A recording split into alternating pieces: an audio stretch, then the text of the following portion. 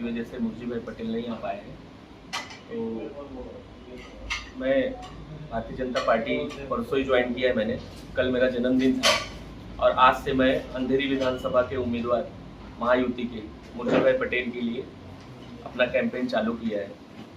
मेरी कुछ बातें हैं जो आप लोगों तक पहुंचानी है कि रूमर्स वगैरह तो सब चल रहे हैं, ये है गुजराती है, लफड़े हैं, सब सब सब रूमर्स पिछले 10 साल 15 साल से चल रहे हैं। आप लोग को याद होगा, उसके पहले मैं मेरे बारे में जानकारी दे दूं।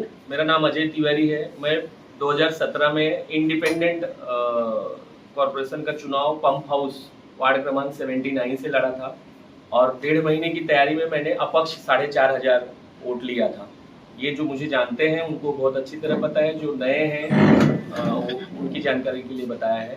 तो 1.5 महीने में 4,500 वार्ड क्रमांक 79 तो और 3 दिन में अंधेरी विधानसभा लीड दिलाना, ये टारगेट देके आशीष जी ने मुझे नीचे भेजा है कि अंधेरी विधानसभा 10 से 15,000 की लीड लेके आपको आगे आना है और उतनी लीड अगर हुई तो आपको एक सम्मानजनक पद दिया जाएगा। तो मुझे लगता है उन्होंने जो सम्मानजनक पद देना है पहले ही दे दिया। मुंबई जैसे शहर में आपका ये छोटा भाई एक सचिव बन के, उन्होंने सेक्रेटरी बन के अगर मुंबई में लिया है तो ये मेरे लिए सम्मान की बात है और अपने समाज के लिए भी सम्मान की बात है। अंधेरी विधानसभा में लगभग 3 लाख वोटर हैं, 2,92,000, जिसमें 1,16,000 के आसपास मराठी हैं मतदाता, 69,000 के आसपास उत्तर भारतीय हैं, 38,000 के आसपास मुस्लिम मतदाता है, 33,000 के आसपास गुजराती मतदाता है, 18,000 के आसपास साउथ इंडियन है, 12,000 के आसपास क्रिश्चियन है और 7-8 हज़ार के आसपास अदर्स हैं। ये आंकड़े हैं, ये आप ऑफिशियल वेबसाइट पे भी देख सकते हैं। आंकड़े इसलिए पेश कर रहा हूँ कि इन्हीं आंकड़ों के सहारे आप समझ पाएंगे कि हम एज अ महायुति ये सीट कैसे जीत रहे हैं। तो पहला आंकड़ा मराठी में लगभग हमारी लड़ाई 60-40 है, 60% वोट हमारे पास है। उत्तर भारतीय समाज एक तरफा महायुति के साथ है, वो बताने की जरूरत नहीं है। गुजराती समाज एक तरफा बोलो तो 80% के आसपास, 10% 20% हर जगह अपवाद रहते हैं। उसके बाद मुस्लिम समाज महाविकास आघाड़ी के साथ है, बताने की जरूरत नहीं है। लेकिन मुर्जी भाई पटेल ने मुस्लिम समाज के लिए इतना अच्छा काम किया, इसलिए वो 20 से 25% वोट वहां पे ले रहे हैं। ये टोटल आंकड़े साउथ इंडियन बीजेपी के साथ है, कोई बोलने की जरूरत नहीं है, महायुति के साथ है। क्रिश्चियन थोड़ा मोल्ड उनका महाविकास आघाड़ी की तरफ है। ये ओवरऑल आप लोग एक अच्छे वर्ग से आते हैं, आप लोग को आंकड़े सब पता है। तो ये आंकड़ों का अगर गणित देखेंगे तो पिछला चुनाव 78,000 वोट महायुति को मिला था और 68,000 वोट ऋतुजा जी को मिला हुआ था। अमोल कीर्तिकर जी लड़े थे, मिला हुआ था। अगर आप पिछला चुनाव देखेंगे, उसके पहले ऋतुजा जी लड़ी थी तो 68,000 चुनाव उनको एज अ महाविकास आघाड़ी मिला था। उसके पहले रमेश लटके जी लड़े थे, 68,000 उनको मिला था। तो मेरा बोलने का ये है कि महाविकास आघाड़ी पिछले 3 चुनाव में जो परफॉर्मेंस है 68 का आंकड़ा क्रॉस नहीं कर पाई है। और उस 68 में मैं पिछले 8 सालों से इंडिपेंडेंट था, मेरा भी 1,000-2,000 का योगदान था, इससे बड़ा योगदान नहीं बोलूंगा। तो वो 68 में माइनस ही है, 1,60,000 के आसपास की वोटिंग होगी और अंदाजन 90,000 के आसपास महायुति के उम्मीदवार को मिलेगा। ये मेरा कैलकुलेशन है, मैं कैलकुलेशन ही प्रेजेंट कर सकता हूं आप लोग के सामने और आप लोग के माध्यम से ये अपील कर सकता हूं कि आप लोग महायुति के उम्मीदवार को जिताने के लिए आपके जितने संपर्क हैं, आप अपने अंधेरी में उन संपर्कों को एक्टिवेट कर दीजिए। और ये अनुरोध है। अब अगर आपके कुछ सवाल हैं तो आप पूछ सकते हैं। सर, काफी लेट नहीं हो गया आपका अनाउंसमेंट हुआ है उसके लिए, क्योंकि अभी इलेक्शन में टाइम काफी कम बचा है। मैडम, कुछ लेट नहीं हुआ है। विचारधारा से तो हम पहले से जुड़े थे और विचारधारा में आने में थोड़ा 1-2 दिन लेट हुआ है, ज्यादा लेट नहीं हुआ है। लेकिन कोई नहीं, हम कवर कर लेंगे। नेटवर्क बना हुआ है, हमारा पर्सनल नेटवर्क भी पूरे विधानसभा में बना हुआ है। 200-250 लोगों का मेरा खुद का नेटवर्क है, जिनके पास 10-10, 20-20 वोट है। ज्यादा वोट नहीं है, मैं ज्यादा वोट वाला नहीं हूँ। अगर 200 को 20-20 वोट हुए तो 5-7 हजार वोट इधर उधर कर सकते हैं। और अंधेरी विधानसभा पिछले 3 इलेक्शन से उसी के आसपास घूमती है। कैसी प्रतिक्रिया मिल रही लोगों की, जब आप लोगों के बीच जा रहे हैं तो क्या प्रतिक्रिया मिल रही है? जी, पिछले 3 दिन से बहुत अच्छा रिस्पांस है लोगों का।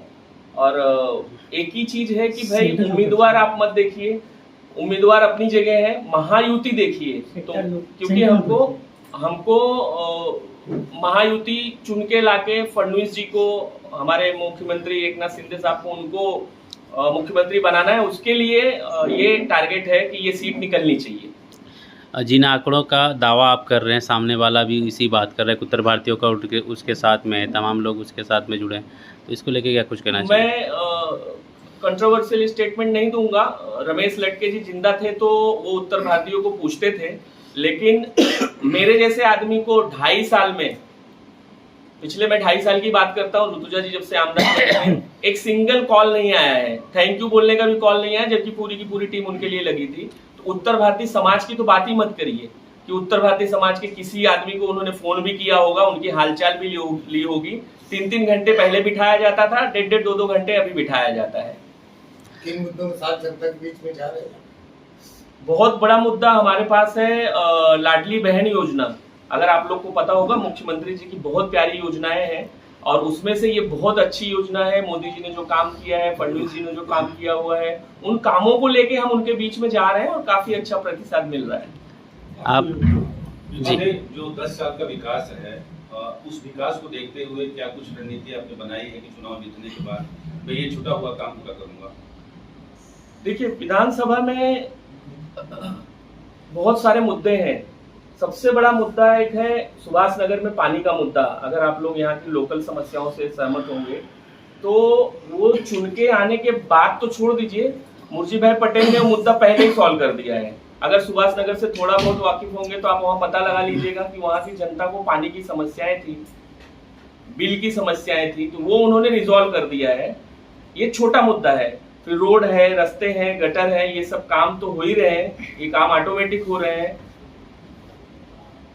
स्लम एरिया तोड़ के उसको अच्छे से डेवलप किया जाए, इस प्रकार का कुछ योजना आपने तैयार किया? देखिए, ये पार्टी का विषय है, पार्टी गाइडलाइन का विषय है, ये उस पे हमारे प्रोफाइल में होगा आपके पास। ये सीट को लेकर महायुति ने प्रतिष्ठा का सवाल क्यों बनाया? जी, ये सीट नहीं, हर सीट महायुति की प्रतिष्ठा का सवाल है। इसलिए है कि लोगों में भ्रम फैलाया जा रहा है कि सीट हार रहे हैं, उम्मीदवार सही नहीं है, तो ऐसी कोई बातें नहीं है। ग्राउंड लेवल पे जब आप उतरेंगे तो ऐसी कोई बातें नहीं है। ऊपर ऊपर हवाई फायर है, नीचे आप जब जाएंगे, एक किसी के हॉस्पिटल का विषय हो गया, किसी को पुलिस चौकी का विषय हो गया, किसी का मेडिकल का विषय हो गया, तो उसमें मुर्जी भाई पटेल ने अच्छा काम किया हुआ है। ये आप लोगों में जागरूकता है और लोग कर रहे हैं। लोकसभा में मनसे का हाथ था जी बैतूल जिला में जी। इस विधानसभा क्षेत्र में मनसे का कोई है तो मैं यहाँ अंधेरी विधानसभा में मनसे का कोई उम्मीदवार नहीं है और मनसे की पूरी टीम भारतीय जनता पार्टी के साथ और महायुति के साथ लग के काम कर रही है। भाजपा संगठन में सब कुछ ठीक चल रहा है, कॉर्पोरेट बराबर हो रहा है? जी, सब ओके। अच्छा, लोकसभा चुनाव में एक जवाब दीजिए। लोकसभा चुनाव में मुस्लिम और महाराष्ट्रीय 900 वोट उद्धव ठाकरे की तरफ ध्रुवीकरण हुआ था, आप कैसे दावा कर रहे हैं? मैं वही बोल रहा हूँ, आप लोकसभा का अगर लोकसभा के चुनाव का अंधेरी का गणित देखेंगे तो 68,000 वोट ही मिला हुआ है। 10,000 से ये ऑलरेडी पीछे है। 10,000 से महाविकास आघाड़ी अंधेरी विधानसभा में पीछे है, यानी 10 की लीड तो कंफर्म है। अब वो 10 से कितना बढ़ेगा वो अभी देखने का विषय है। सर, आप जैसे दावेदारी कर रहे हैं कि उत्तर भारतीय सारे आपके साथ हैं, लेकिन महाविकास आघाड़ी भी तो कर देगी सर हमारे साथ। देखिए, आप उत्तर भारतीय समाज हमेशा से बीजेपी के साथ रहा है और वो बीजेपी के साथ ही रहेगा। दावेदारी ठीक है, दावेदारी का रिजल्ट तो 23 को दिखेगा। बट पिछले जैसे इलेक्शन हुआ था सर, तो उस टाइम भी उत्तर भारतीय तो शिवसेना के साथ थी सर, गठबंधन जब सरकार थी। अभी भी शिवसेना ओरिजिनल शिवसेना के साथ ही है, धनुष्मान के साथ ही है अभी भी।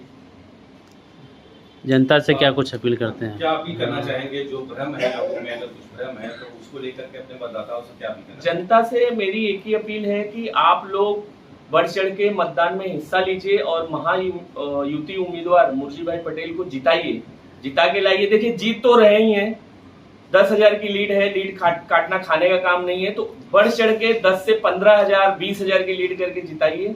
यही जनता से उम्मीद है, लोगों का काम होगा। अभी आपने कहा कि कैंडिडेट का नाम खराब किया जा रहा है, तमाम र्यूमर उड़ाए जा रहे हैं, तो ऐसा कौन कर रहा है और किस लिए कर रहा है? देखिए विरोधी हैं 10 साल से, अगर कोई काम कर रहा है, मुर्शी भाई पटेल 10 साल से ग्राउंड पे, उसके पहले एज अ कॉर्पोरेटर और उसके बाद एज अ MLA पिछली बार भी लड़े थे, तो लोग र्यूमर तो उड़ाएंगे, लोगों का काम है, वो अपना काम कर रहे हैं और हम लोग अपना काम कर रहे हैं और लगे हैं हम लोग। भाजपा के ही कुछ लोग मुर्शी पटेल को हराने में जी जान से जुटे हुए हैं, उस पर आप क्या कहना चाहेंगे? कैसे इस डैमेज को कैसे कंट्रोल करेंगे? देखिए अगर वो सच्चा भाजपाई होगा तो वो ऐसा नहीं करेगा, बाकी पब्लिक है, पब्लिक कुछ भी कर सकती है, वो बात का विषय है, लेकिन भाजपा के लोग ऐसा नहीं करेंगे। ओपी जी, आप भी उत्तर भारतीय हैं, कैसा सपोर्ट है आपका मुर्शी जी के साथ?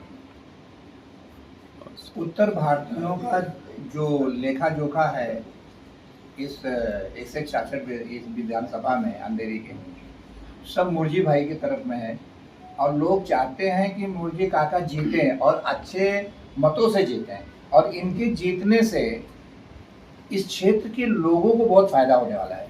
जैसा कि सुभाष नगर में पानी की समस्या, शौचालय की समस्या, रोड की समस्या, वहाँ पर एक रोड पिछले 60 वर्षों से 60 या 65 वर्षों से रुका हुआ था, वो मुर्शी काका ने खुलवा के दिया। और हाईवे के ऊपर देखिए सर्वे जो खोला गया, मुर्शी काका ने खुलवाया।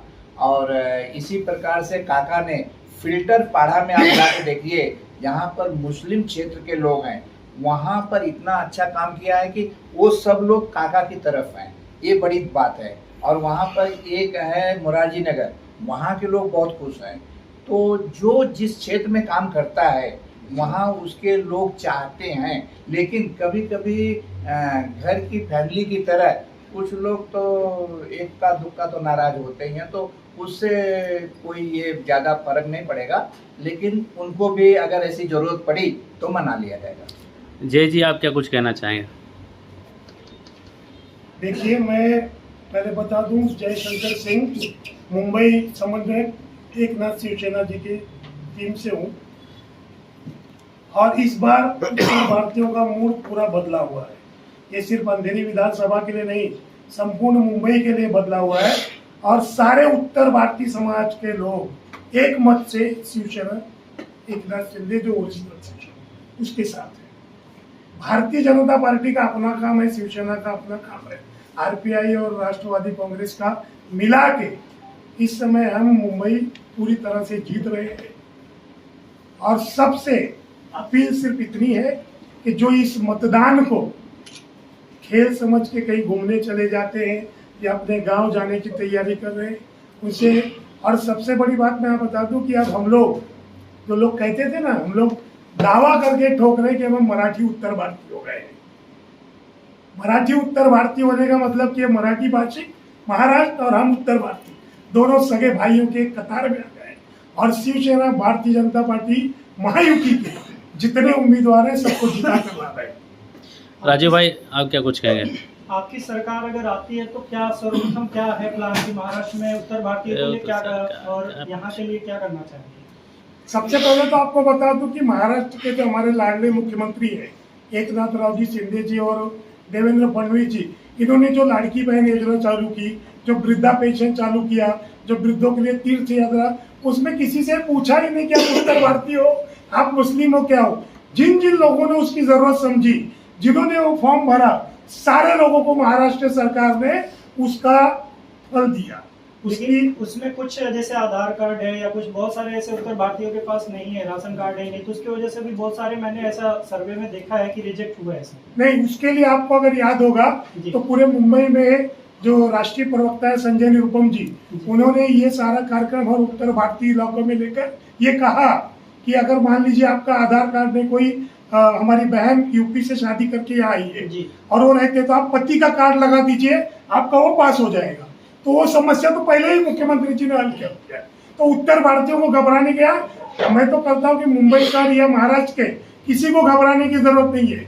और सबसे बड़ी बात मैं बता रहा हूँ कि कांग्रेस वाले ये दावा कर रहे थे कि हमारी सरकार आएगी तो इस योजना को बंद कर देंगे। आज वही ऐड दिखा रहे हैं कि हम 3000 देंगे।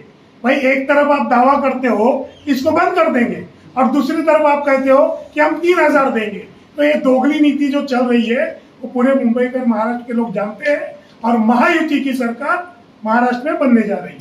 राजू भाई, आप क्या कुछ कहना इसका चाहेंगे? आरोप है कि ये जो दार्जिलिंग योजना है, ये चुनावी योजना है, सिर्फ चुनाव के लिए। राठौड़ जी बैठे हैं। राजू राठौड़ जी, आप अपना विचार व्यक्त कीजिए कि हमारे प्रतिनिधि, आपके प्रतिनिधि मुरजी पटेल के बारे में इस विधानसभा के आपका क्या राय है? आप यहीं पे रहते हैं, आप अंधेरी विधानसभा को बड़ी अच्छी तरह से जानते हैं, तो अपना विचार व्यक्त। पत्रकार होने के नाते मैं अपना ऑब्जर्वेशन बता सकता हूँ। एक कुछ दिन पहले मैं जो है एक रास्ते से गुजर रहा था और 8-10 साल के कुछ बच्चे थे जो धनुष्य बाण का झंडा शिवसेना का और गले में शिवसेना का जो पट्टा होता है वो बांध के जो है चिल्लाते हुए, नारा लगाते हुए जा रहे थे कि मुरजी पटेल आगे बढ़ो, हम तुम्हारे साथ हैं। इसका मतलब ये है कि अंधेरी विधानसभा के बच्चे बच्चे मुरजी पटेल के साथ है, तो मुरजी पटेल की जीत पक्की है। और कोई किसी के पास कोई प्रश्न? लाडली बहन योजना का जो मुद्दा उठा है, लाडली बहन योजना जो चालू की गई महाराष्ट्र सरकार में, वो केवल मुख्यमंत्री एक नाथ शिंदे ने नहीं चालू किया है खुद का, वो महाराष्ट्र सरकार ने चालू किया है, जिसके ऊपर पूरे विधानसभा के सदस्यों का सिग्नेचर है और राज्यपाल की सिग्नेचर है। ये सरकार रहे या न रहे, आने वाली सरकार अगर मिटाएगी तो पूरी प्रक्रिया उसको भी करना पड़ेगा, इसलिए आप लोग डरने की कोई जरूरत नहीं। ठीक।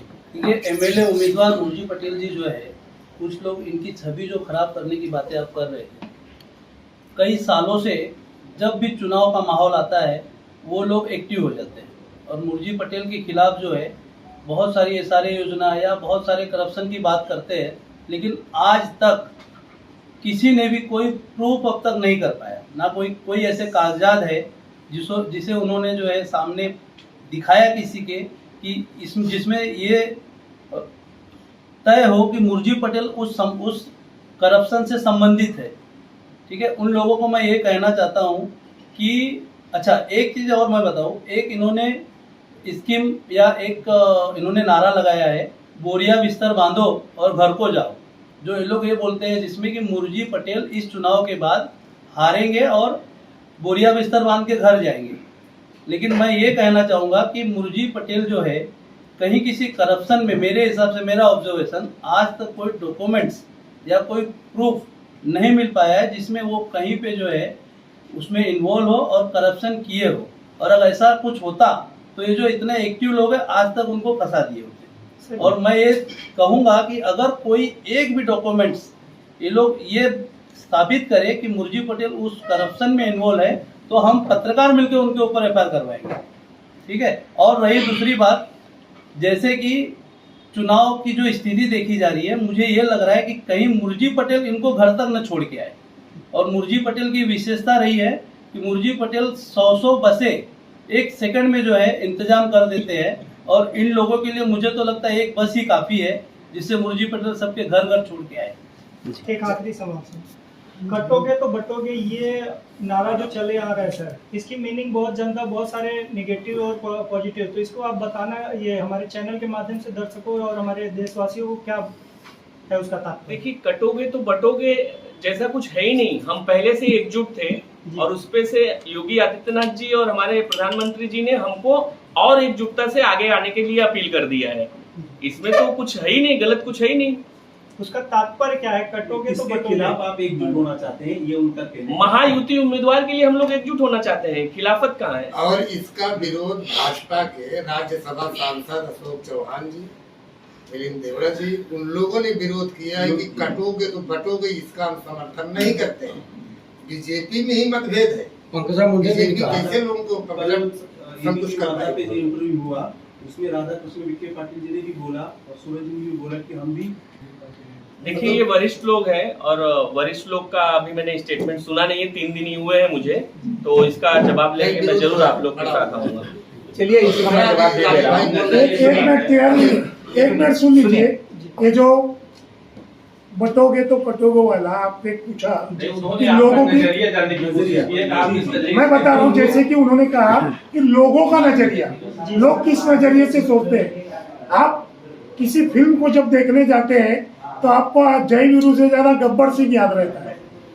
जी जी। हम तो अपने परिवार में भी बोलते हैं 2 बच्चों को कि भैया बाहर जा रहे हो तो एकजुट होके जाओ, नहीं तो बाहर वाला कोई, तो उसका सीधा सीधा तात्पर्य है कि हिंदुस्तान के जो राष्ट्रभक्त है वो बाहर वालों से सावधान रहे, क्योंकि अगर राष्ट्र जितने हमारे हिंदुस्तान के जितने भारतीय हैं, अगर वो आपस में तालमेल नहीं रखेंगे तो बाहरी लोगों से निश्चित तौर पर कटने का खतरा बरकरार रहेगा। यही प्रधानमंत्री जी ने भी सोचकर कहा, यही योगी जी ने भी सोचकर कहा है। अब किसी का नजरिया अगर ये है कि उसको जय वीरू पसंद ही नहीं है तो गब्बर सिंह देख रहा है, क्योंकि अक्सर लोगों के मानसिक पटल पर विलन अच्छी तरह हावी हो जाता है, और जब विलन हावी हो जाए तो उसमें भगवान श्री राम दिखाई नहीं पड़ता। कोई मुद्दा नहीं है, भगवान श्री राम का धनुष बाण है आप लोगों के सामने, उसको ढंग से चलवाइए और आने वाले समय में भ्रष्टाचार और महाराष्ट्र की जो रावण है उनका वध कीजिए। इससे ज्यादा जय श्री राम। जय श्री राम। ठीक है, मेरे को बूढ़ा बना रहे हैं अजय।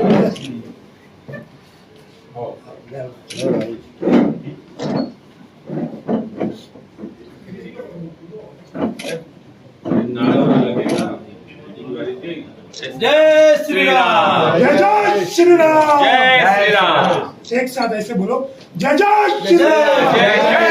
जय श्री राम। चलो ठीक।